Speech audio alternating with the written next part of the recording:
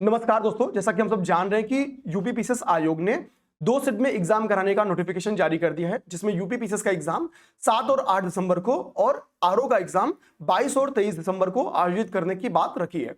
जब से ये नोटिफिकेशन आया, छात्र बहुत ही ज्यादा असंतुष्ट हैं और इसको लेके एक महाआंदोलन की तिथि उन्होंने निर्धारित की है। इस महाआंदोलन की तिथि 11 नवंबर निर्धारित है और हम लोग इस महाआंदोलन को क्यों सपोर्ट कर रहे हैं या आपको क्यों इस आंदोलन को सपोर्ट करना चाहिए, इसका मैं एकदम तथ्य के साथ आपको रख रहा हूं। एक एक बात प्रूफ कर रहा हूं। 2019 के पेपर से लेके अब तक किसी ने इतनी बेहतरीन तरीके से शायद इस बात को पुश ना किया हो। एक एक चीज का एग्जाम्पल से आपको समझाएंगे। अब हम लोग एक एक बात को समझने की कोशिश करते हैं। ये है 2019 और 20 का पेपर का कटिंग।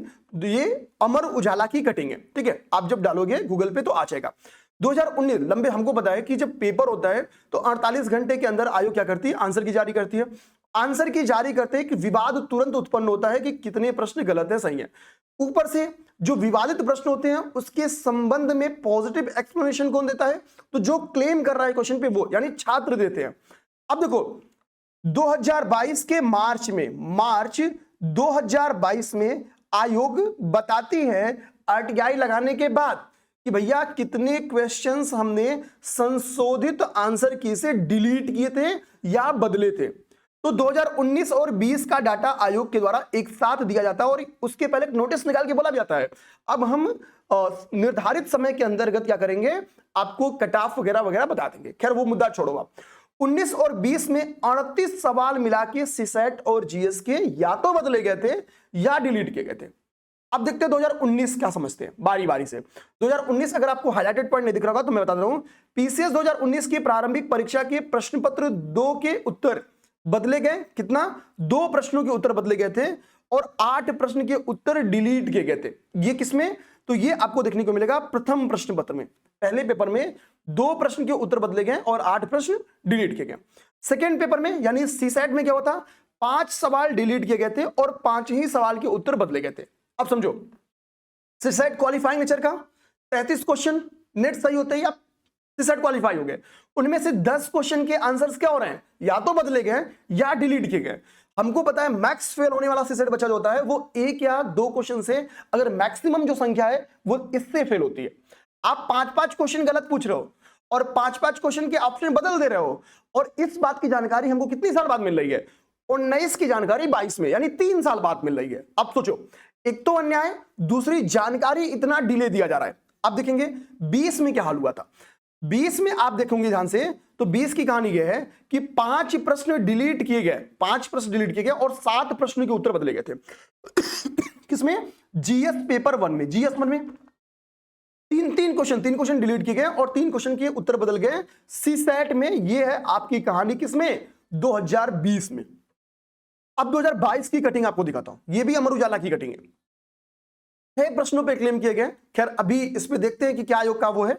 2022 में 2 क्वेश्चन, अभी देखो इसमें उन क्वेश्चंस को 2022 के शामिल नहीं कर रहा हूं जिनके इंग्लिश और हिंदी ट्रांसलेशन में अंदर था, क्योंकि आयोग अपने क्लियर, जब आप पेपर ओपन करते हो तो वहां लिखा रहता है कि अगर इंग्लिश और हिंदी के ट्रांसलेशन में अंतर बचेगा तो इंग्लिश वाला मान होगा, यानी हिंदी मीडियम वाला तो इंग्लिश का भी क्वेश्चन पढ़ता रहे। उनके कहने का मतलब है, सीधी सी बात यह है कि आप ये काम भी करते रहो, टाइम सबको इक्वल है, लेकिन हिंदी वाला इंग्लिश भी पढ़ेगा। चलो ठीक है, ये अन्यायपूर्ण तरीका एक बार मान भी गए तो आगे बढ़ते हैं, समझने की कोशिश करते हैं। 6 प्रश्नों पे दावा किया गया था। आप देखो जिनके ट्रांसलेशन गलत थे उसको छोड़ भी दोगे तो भी आपके 6 प्रश्न हैं। अब यहां पे देखो, ठीक है, वन्यजीव अभयारण्य, एक एक क्वेश्चन का यहां पे आप चाहो तो स्क्रीनशॉट लेके आप पढ़ सकते हो कि 2022 के वो कौन से 6 क्वेश्चन थे, और ये केवल जीएस के। अभी सीसेट का मुझे इसमें डाटा नहीं मिला था, मैंने इसलिए इसको ऐड भी नहीं किया है, ठीक। तो ये तो कहानी आपके वर्ष 2022 के पेपर में जो जीएस में उत्तर गलत थे या जिसके ऑप्शन बदलेंगे, क्या किए होंगे अभी इसकी जानकारी नहीं है। अब समझो 2023 का पेपर आपने दिया। 2023 के पेपर में ये मैंने सीधा लिखा कि ये प्रूफ मैंने Y city Youth Competition Times की बुक से निकाला है, ओके। क्योंकि हमको पता है आयोग ने संशोधित आंसर की तो देती नहीं अभी, सीधी सी बात है ना, तो भाई अन्याय तो पता चलेगा नहीं।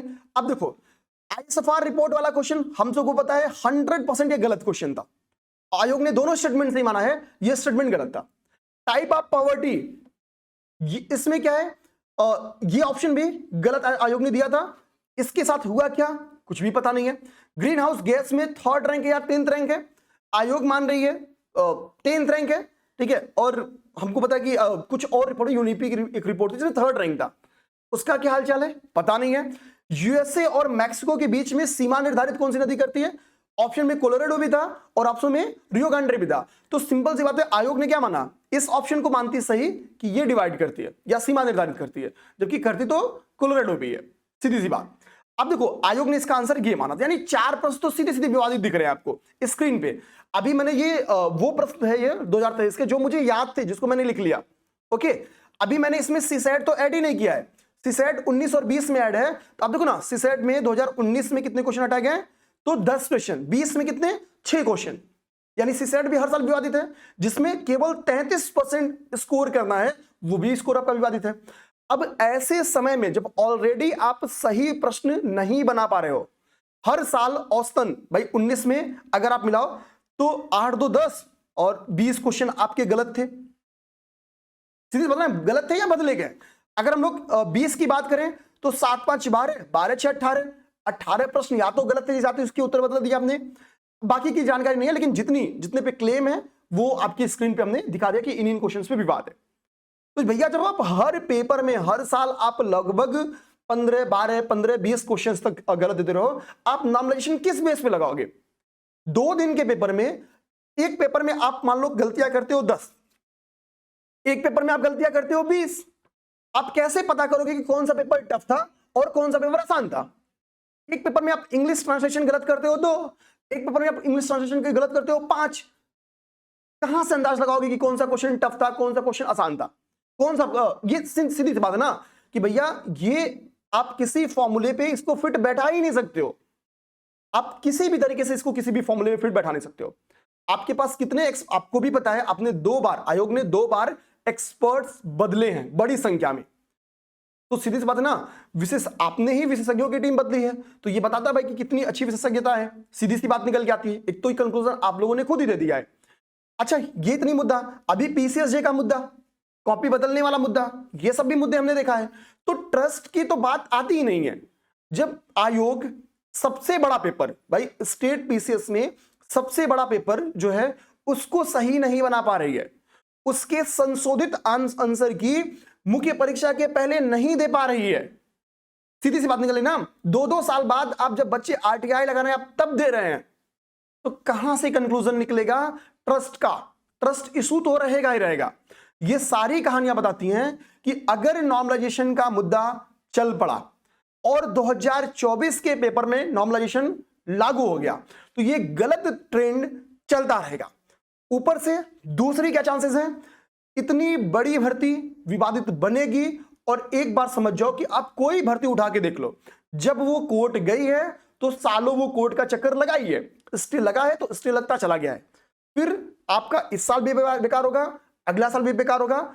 और सबसे बड़ी बात क्या है कि आयोग की वजह से जो बच्चों का मन स्थिति खराब हो रहा है ना, हम प्री पढ़े कि हम मेंस पढ़े, हम 24 के लिए पढ़े कि हम 25 के लिए पढ़े, समझ में नहीं आ रहा किसी को। यह सबसे बड़ी दुविधा का विषय बन जाएगा। आयोग इस बात को खुद भी जानती है, बीच में उन्होंने कई अच्छे डिसीजन लिए हैं। आपने ही सर लोग, आप लोगों ने ही ऑप्शनल को हटाने का निर्णय लिया। आपको पता है वो कितना अन्यायपूर्ण नीति था, आपने खुद हटाया, फिर हमको एक अन्यायपूर्ण नीति में क्यों भेज रहे हैं? सीधी सी बात है ना, अभी आपने जस्ट कृपा किया हमारे ऊपर, फिर उसी एक अन्यायपूर्ण नीति में ढकेलने की कोशिश कर रहे हैं।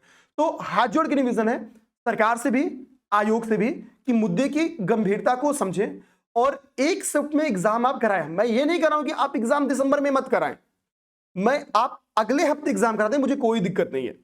अगले महीने एग्जाम कराएं, मुझे कोई दिक्कत नहीं है। मेरा बस ये है, आप एक शिफ्ट में एग्जाम लो, प्रयास करिए क्वेश्चंस गलत जो है उनकी संख्या जितना कम कर पाए या खत्म कर पाए तो बहुत बढ़िया बात है। संशोधित आंसर की जरूर दें, हमको भी समझ में आए अगला वर्ष का पेपर देने के पहले कि कितने क्वेश्चंस आपने डिलीट किए या गलत किए, हमको भी तो पता चले। तो ये हमारे मुद्दे थे। इन मुद्दों से आप समझ गए कि भैया ये जो 11 तारीख का आपका मूवमेंट है ये क्यों जरूरी है। मूवमेंट पूर्णतः शांतिपूर्ण रहेगा। सीधी सी बात क्या है, आप अधिकारी बनने की तैयारी कर रहे हैं, आपको खुद लीड करना है आगे चल के, तो पूर्णतः ये मूवमेंट आप लोग शांतिपूर्ण रखना। हम लोग किसी भी प्रकार की उथल पुथल में विश्वास नहीं रखेंगे। हमारा सीधी सी एक ही मांग है, भैया नॉर्मलाइजेशन को आप एक नोटिस दो कि एक शिफ्ट में एग्जाम होगा, इसके अलावा हमारी कोई अलग मांग नहीं है। जय हिंद, जय भारत।